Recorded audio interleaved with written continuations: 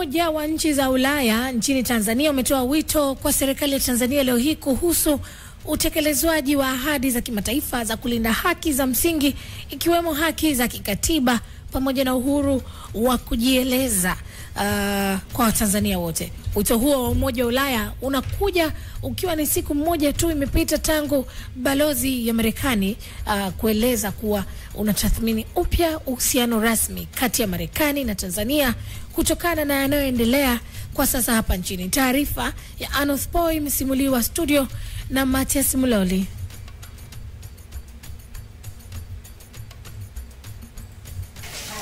Ni siku takriban 37 tangu Tanzania ifanye uchaguzi wake mkuu Oktoba 29 mwaka huu. Uchaguzi ambao uliambatana na maandamano yaliyogeuka vurugu katika jiji la Dar es Salaam na mikoa mingine kama Mwanza na Arusha. Mbali na vurugu hizo zilizopelekea vifo pamoja na majeraha ya kudumu kwa wananchi, kumekuwepo na matamko mbalimbali kutoka vyama vya siasa, asasi za kiraia, dini pamoja na balozi za nchi mbalimbali zenye uwakilishi hapa nchini.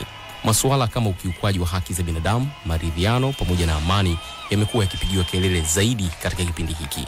Kwa kuwa wananchi wa Tanzania wamenipa ridhaa ya kuendelea kuongoza nchi hii, sitachoka kunyosha tena mkono wa maridhiano.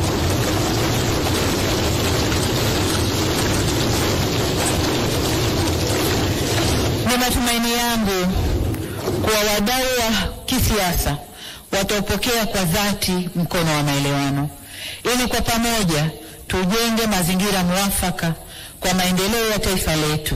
Hapo jana, naibu msemaji mkuu kutoka ubalozi wa Marekani Tanzania, Tommy Pigot, aliueleza umma kuhusu hatua ya Marekani kutathmini upya uhusiano rasmi kati ya Marekani na Tanzania kutokana na yanayoendelea hapa nchini. Mapema leo Umoja wa Ulaya umetoa tamko la pamoja kutoka balozi za Uingereza, Canada, Norway, Uswizi, Ubelgiji, Denmark, Ufaransa, Ujerumani, Italia, Uholanzi, Poland, Slovaki, Hispania na Uswidi kueleza kuhuzunishwa kwa vifo na majeruhi waliotokana na matukio ya wakati wa uchaguzi. Matamko haya si tu yanaendelea kutolewa na nchi za ughaibuni. Hapa Tanzania, mtandao wa watetezi wa haki za binadamu THRDC umeishauri serikali ya Tanzania kutokana na yanayoendelea. Tunamshauri Mheshimiwa Rais atenge muda wa kuwasikiliza vijana, watu ambao wanapaswa kuwasikiliza kwa nguvu zote na kwa utulivu kabisa ni vijana. Tumeona amekutana na watu wengine, lakini mpaka tunapozungumza sasa hivi hatujaona jitihada inayofanyika ya kukutana na vijana wa nchi hii, ambao wengi ndio wana madai ya msingi ambayo wamekuwa wakiyabebea masuala mazito ya kitaifa. Kwa hiyo tunadhani, na sisi tulidhani kabisa, na kama bado tunashauri kama inawezekana kabla hata hiyo tarehe 9 ambayo vijana wamepanga maandamano yao, ni vizuri namna zikaendelea kufanyika za kuwazungumza nao na kusikiliza hoja zao na kuwekea mkakati wa namna gani zile hoja zinafanywa kazi. Maridhiano yanatajwa kama silaha katika kumaliza sakata hili. Lakini je, huu ni mwarobaini? Kwa makundi yote, kuanzia wananchi wa kawaida, vijana, viongozi wa dini, wanasiasa, wanazuoni, waandishi wa habari, makundi yote, viongozi wa juu, wa chini, kwamba kila mmoja awe na hiyo nia ya kwenda kwenye maridhiano, kuliponya taifa, kufanyia kazi changamoto zilizotokea tarehe 29 ili tuweze kuliponya taifa. Wote tukiwa na nia hiyo, naamini ni swala la siku moja tu. Tunahitaji siku moja tu kuibadilisha Tanzania na watu wakaanza kutembea vifua mbele bila hofu, tukapunguza nguvu kubwa tunayotumia sasa hivi ya kuweka askari kila mahali, tukaondoa kabisa nguvu hizo. Lakini kauli ya kila mmoja kuanzia ngazi ya juu mpaka chini inahitajika kuelekea katika mwelekeo huu.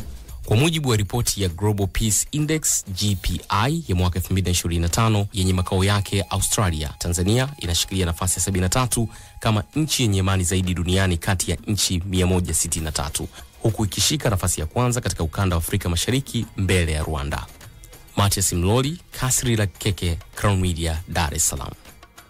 Umetoka kusikiliza ripoti iliyoandaliwa na Matias Muloli akishirikiana na Anoth Poi. Na katika kutazama hili kwa kina, tunaungana na mchambuzi wa masuala ya siasa na uongozi Patenus Niegera, tukijadili hali ya diplomasia na mashirikiano baina ya Tanzania na mataifa mbalimbali ulimwenguni. Karibu sana Patenus. Asante sana. Mimi na wewe hatujaonana muda kweli. Lakini potelea wapi? Tunaonana ila hatuonani ana kwa ana. Ni kweli. Na nikasema nikikuona ana kwa ana nitakwambia you look so good. The glow. Hongera, nasikia na leo birthday yako. Hongera sana. Bwana. Mungu ni mwema. Amen. Mungu ni mwema. Nimeweza kuona mwezi wa mwisho mwaka huu. Amen. Matamko yamekuwa mengi Patenes. Yaani ni kama vile mtu unakula talaka ni. Ya kwanza, kabla hujajitetea umwambie baba subiri kidogo najirekebisha nyingine. Tumeshuhudia uwepo wa matamko mbalimbali kutoka ndani na nje ya nchi baada ya kile kilichotokea baada na kabla ya uchaguzi. Serikali yetu inapaswa kufanya nini katika kusikilizwa kinachosemwa huku pia ikilinda ile hali ya nchi ya kujisimamia na kuendesha mambo yake? Kwanza ifahamike kwamba hakuna taifa ambalo linaweza likaishi bila kuitegemea taifa jingine. Na hiyo ni kwa sababu ya msingi mkuu wa kimahusiano wa kijamii. Kwa kuwa mataifa yamebeba dhana za watu, ni watu kimsingi. Na katika ujamii wa watu wanaishi kwa mshikamano, wanaishi kwa ujamii fulani. Kadhalika na mataifa hufanya hivyo. Kwa hiyo kwanza taifa letu lifahamu kwamba hakuna taifa ambalo linaweza likaishi bila kujitegemea. Kwa kujitegemea peke yake, yani likaishi kama kisiwa. Kadhalika hata mataifa haya yenye nguvu vile vile na yenyewe hayawezi yakaishi kama yenyewe kama kisiwa. Kwa hiyo kumbe kikubwa ni kuendeleza yale mahusiano ya kibinadamu, mahusiano ya kutengeneza ukweli wa pamoja wa kwamba sisi ni binadamu tunaotegemeana. Na tunahitajiana kwa sababu kuna wakati katika baadhi ya mataifa hayana rasilimali za kutosha na mengine hayana rasilimali ambazo zinaweza zikashindana na rasilimali zingine. Kwa hiyo tunakuwa na mahusiano ambayo yanaongozwa na misingi hiyo, kwamba pale ambapo tunaweza tukawa na nafuu zaidi ya mwingine tunashirikiana. Kwa hiyo nasema pale ambapo na maximum au na comparative advantage kuliko mwenzako unashirikiana naye. Kwa hiyo taifa letu linatakiwa kwanza kuelewa huo msingi, kwamba msingi huo ni mkuu. Hilo la kwanza. Lakini la pili, ukimsikiliza kwa mfano Immanuel Kant anapozungumza masuala ya mahusiano, anasema mahusiano na shirikisho ya kimataifa ni swala la amani zaidi kuliko la kukosa uhuru. Kwa hiyo kumbe mataifa hayashirikiani ili kupoteza uhuru wao, bali yanashirikiana kwa ajili ya kuimarisha amani zao. Kwa hiyo kwa maana hiyo basi taifa letu ukiangalia kilichojitokeza tarehe 29 ni msingi mkuu, kila mmoja ameshakiri kwamba kuna tatizo. Sasa tatizo hili tunalimalizaje? Sasa kilichojitokeza tarehe 29 ni kitu ambacho kimejaa maswali mengi, na wachambuzi wengi wakiongozwa na viongozi wanaamini katika upande fulani kwamba ilikuwa ni tukio la kimapinduzi. Wanaamini hivyo. Na kuna wengine wanaosema alikuwa tukio la kimapinduzi, yalikuwa ni maandamano ambayo na yenyewe yaligeuka kuwa vurugu. Kuna na kundi jingine ambalo kwalo lenyewe linaona ni basi tu, kuna watu wengine wanataka maisha yaende tu. Kwa hiyo nadhani kama taifa tunatakiwa kuwa na unyenyekevu mkubwa kwanza, kwa maana ya kwamba ni msingi kwanza kujua kwamba tunaposema ni mapinduzi, ilikuwa ni tishio la kimapinduzi, tunajiondoa katika picha ya taifa kujifunza, katika picha ya taifa kukaa chini na ikajiangalia ni wapi ambapo tumekosea. Wanasema ni tishio la kimapinduzi kwa sababu lengo lake lilikuwa ni kuondoa serikali iliyoko madarakani. Shule hiyo inasema ni tukio la kupindua, lakini ukifuatilia msingi mkuu wa mapinduzi una nyanja nyingi sana. Kwamba lazima moja, yani lazima tuanze hii shule tuitofautishe kidogo. Watu kuingia barabarani wakafanya vurugu au wakaendelea kutengeneza mvutano mpaka wa kuiondoa serikali madarakani ina tofauti sana na watu kutengeneza mapinduzi. Mapinduzi maana yake unaiondoa serikali iliyo halali madarakani na baadhi ya kundi la watu. Mara nyingi huwa ni makundi mchanganyiko, ikiwemo jeshi, vyombo vya ulinzi na usalama na raia. Hiyo inaitwa mapinduzi, na lazima kuwepo matumizi ya silaha na vitu vya namna hiyo. Lakini nyingine inaweza kama kumtendea mkuu wa nchi kibaya, kama kumuua au kufanyaje. Hayo yote yanawekwa kwenye mapinduzi, kwamba walikuwa na nia hiyo. Kwa hiyo ni makosa ya kiaina. Hiyo ni mmoja wapo. Lakini kwa dhana za sasa hivi ambazo zimebadilika sana, kwa sababu kipindi cha nyuma watu walikuwa wanaondolewa madarakani, wanatengeneza mapinduzi, wanaondoa. Hapakuwahi kuwepo vuguvugu kubwa la watu kuingia barabarani wakamuondoa rais madarakani. Sasa watu ambao hawashirikiani na vyombo vya ulinzi na usalama au wanashirikiana na taasisi zingine ambazo hatuzijui, wakaingia barabarani kwa nguvu zao, wakaiondoa mfano serikali iliyoko madarakani, binafsi nachelea kitu hicho ukiita mapinduzi. Kitu hicho nachelea ukiita mapinduzi. Na why ukiita ni kwamba kuna kitu tunakisema kwamba tunasema the power of the consent, yani the governed, wale ambao wanatawaliwa wametoa madaraka yao kwa viongozi, kwa serikali. Siku wanapoyahitaji, taratibu huwa ni tofauti. Wanaingia barabarani, wanafanya fujo kama walivyofanya mpaka wanayapata. Na ndio maana mataifa ambayo yameshaelewa kwamba wale wenye mamlaka tujitahidi kwa kiasi kikubwa tusiwaingize katika kufikiria kwamba mamlaka yao wamewapa watu wasiokuwa wa maana na wasiofaa. Kusudi wasije wakaingia katika mkondo huu, kwa sababu wenye madaraka wanaingia barabarani bila kuwa organized, bila kuratibiwa, na wanafanya wanavyotaka kujisikia. Tofauti na wale ambao wana organize watu au wanaandaa kundi fulani linaingia linachukua mamlaka. Kwa hiyo dhana hizo tunaweza bado, kwa wale walio extreme katika fikra, bado wakasema ni tukio la kimapinduzi. Sasa ukisha sema ni tukio la kimapinduzi katika watu wa aina hiyo, unafunga milango ya kuzungumza na watu, kuelewa nini kilikupata. Kwa sababu tunasema kwamba malipo ya mwaini ni kifo. Kwa hiyo ni kuwaondoa tu. Na ndio maana sheria zinakuwa hivyo. Lakini watu walioingia barabarani kwa uchache wao, kwa wingi wao, wakashinikiza mpaka wakafikia huko, hata kama walifanya fujo, hatutakiwi kuwafikiria katika mtindo huo, kwa sababu serikali itajiondoa katika mafundisho ya nchi. Na nchi kama ambavyo nimesema zina mahusiano ya kibinadamu, zinakuwa, zinazeeka, na zingine zinakufa na zinapotea. Tulikuwa tuna taifa linaitwa Tanganyika, lilipotea. Tulikuwa tuna jumuiya moja kubwa inaitwa Soviet, ilipotea. Mataifa hayo hayapo.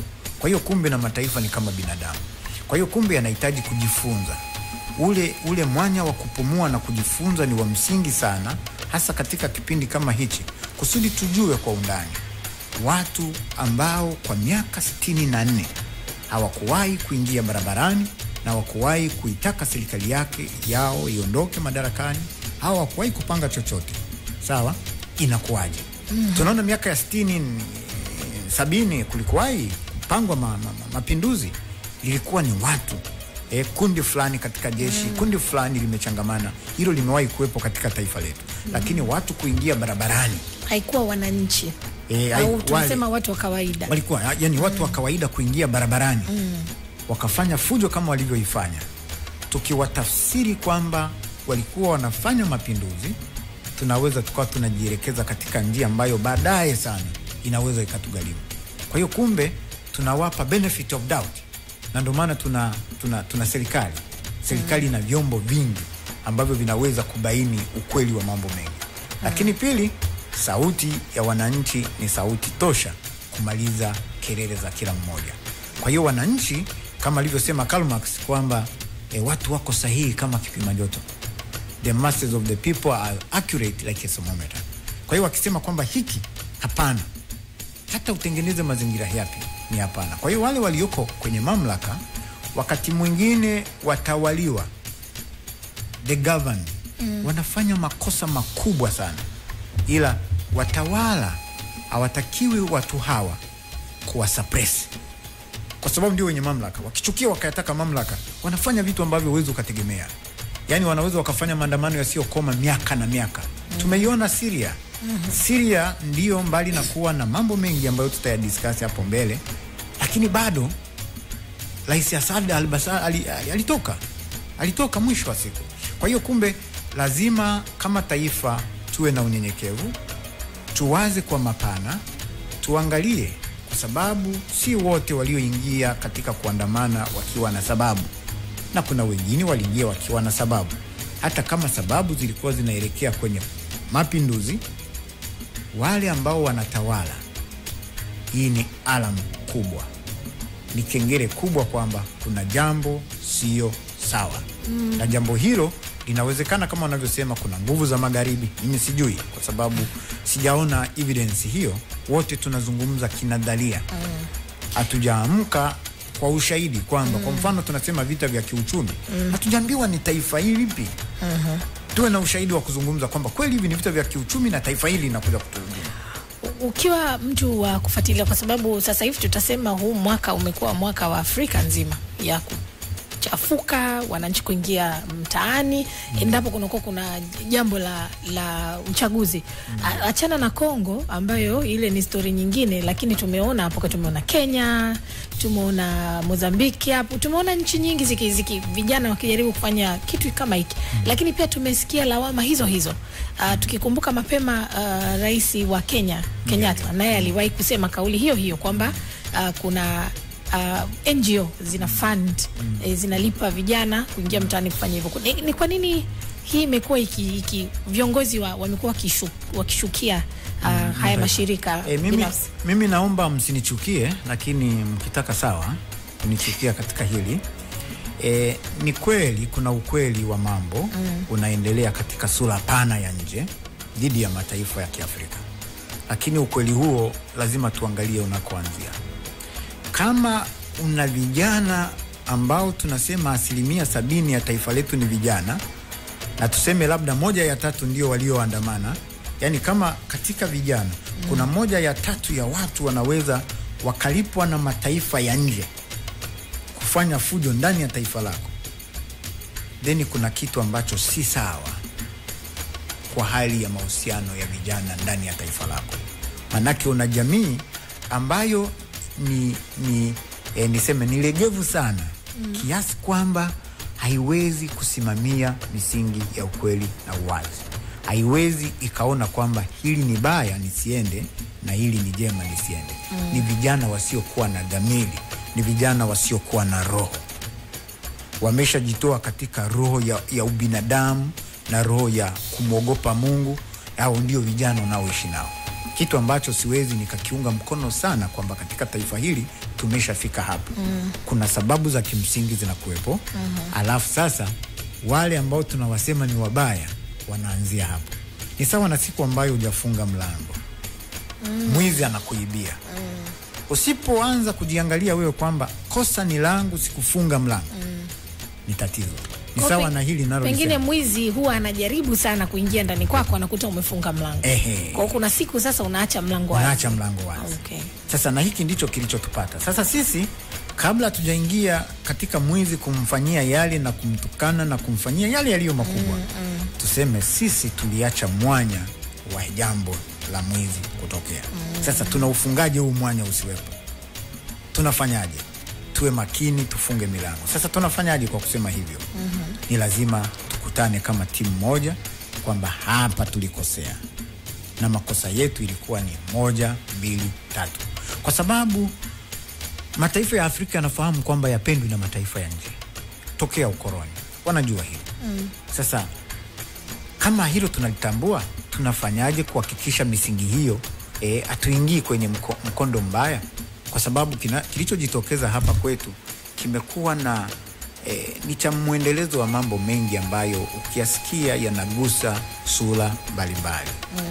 Na umemsikia mkuu wa mkoa leo akizungumza kwamba Watanzania wanagadhibishwa moja na utekaji. Utekaji umekuwepo. Sasa ni nani anateka? Jamhuri ya Muungano wa Tanzania haikuwahi, labda mtaniambia nyinyi waandishi, kusema kwamba watekaji ni wakina fulani na tumewashughulikia. Mara ya mwisho tuliona kesi kubwa ya mtu mmoja anaitwa Ali Kibao, mzee Ali Kibao. Rais aliagiza uchunguzi wa kina ufanyike. Sijawahi kupata mrejesho kwamba tuliwabaini ni hawa na tunawashughulikia. Kwa hiyo kumbe ni rahisi mtu mwingine yoyote kuanza kufikiri kwamba haya yanayoendelea kuna mkono wa jamhuri, kuna mkono wa serikali, kitu ambacho mimi sikiungi mkono. Mimi sikiungi mkono hicho kitu, kwa sababu serikali zipo kulinda na kunawilisha utu na uhai wa watu. Kwa hiyo serikali inatakiwa kutoka mbele kwa vyombo ilivyo navyo kwamba guys, jambo ni hili. Sasa inapochelea kutoa taarifa kwa wakati na kutoonyesha hatua za msingi zilizochukuliwa na kilichobainiwa, inatengeneza vacuum.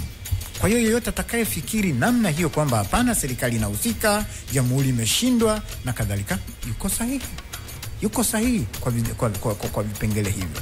Lakini kama wangetoka wakasema mambo ni kama haya yanavyofanywa, tumewabaini ni hawa na tunaendelea kufanya juhudi za kimsingi kuhakikisha tunakabiliana na swala kama hilo. Utaona, umeona kamati ya amani, Mama Teddy anaongea akasema utekaji jamani, na akamuomba mwenyekiti kwamba naomba nilinde na mimi nisitekwe baada ya kuzungumza haya. Kwa hiyo unaangalia critics wote ambao wanaisema serikali wamefanyiwa madhara kama hayo, madhira kama hayo. Sasa mwisho wa siku watu wanaanza kuona hivyo, na tunapozungumza katika kipindi kama hiki bado mambo haya yanaendelea na tuoni sauti ya msingi kama ilivyofanyika kukemea masuala ya vurugu katika uchaguzi, ikikemea vile vile swala la utekaji. Sauti hiyo haisikiki kwa udhimilifu wake. Kwa hiyo kumbe hilo ndilo swala la kwanza. Kwa hiyo kwamba taifa letu lazima tukubali kuna masuala ya kimsingi ya ndani tunahitaji kuyashughulikia. Na tukishamaliza hilo sasa ndo tunaanza kuziba nyufa zote nje tusiingiliwe. Kwa hiyo huo ndicho anachoweza nikakisema katika swali lako. Hapo umesema kwamba kuna masuala ndani inabidi sisi wenyewe tukae tuyazungumze. Tunaona rais amekuwa akipusha agenda ya kuridhiana. Hiyo unaichukua kama hatua gani? Unajua maridhiano ni kukubali kwamba kuna mambo hayaendi. Ni sawa na mimi mfano sio mzuri lakini nautoa. Nimeenda nje ya ndoa yangu. Mfano sio mzuri kabisa. Sio mzuri kabisa kutoa, lakini lazima nitoe. Nimeenda nje ya ndoa yangu na nikakamatwa na mke wangu. Nikafumaniwa. Alafu mimi nikaanza kujitetea kwamba mke wangu, najua unanifuatilia sana, yani niachie uhuru wangu. Unafikiri huyo mke atasema sawa mume wangu, kwa sababu ulinioa na basi tulishasema cha kututenganisha ni kifo, mimi Mkristo, basi tulidhiane tu yaishe? Hapana, lazima uonyeshe moyo wa kwamba kweli nimekukosea mke wangu. Crown Media. Hapa ni nyumbani.